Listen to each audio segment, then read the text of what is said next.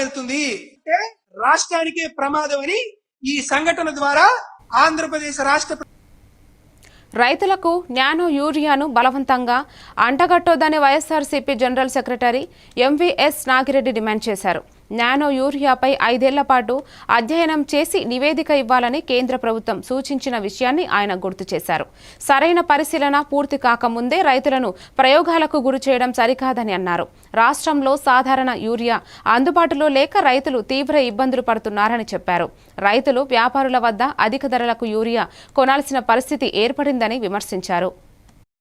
Urea కావాలి, యూరియాతో పాటు nano urea అమ్మిన బిల్లు ఇప్పుడు కూడా చాలా సంతోషం. దీన్ని మీరు రైతులకు ఇబ్బంది లేకుండా నిజంగా యూరియా అందిస్తే మొట్టమొదటి సంతోషించేది మేమే, వైఎస్ఆర్ కాంగ్రెస్ పార్టీనే, జగన్మోహన్ రెడ్డి గారే. మీకు ధన్యవాదాలు తెలియజేస్తాం. కానీ ఇప్పుడే నేను రిపోర్ట్ తెప్పిస్తే శ్రీకాకుళం జిల్లాలో ఇవాళ పరిస్థితి తీసుకోండి, 350 నుంచి 400 రూపాయలు మొక్కజొన్న రైతులకు అక్కడ ఇది జరుగుతుంది. నంద్యాల జిల్లాలో నంద్యాల జిల్లాలో రిపోర్ట్ తీసుకొస్తే పాములపాడు మండలంలో ఆర్బీకేకి వారం రోజుల క్రితం 2 లారీలు యూరియా వచ్చింది.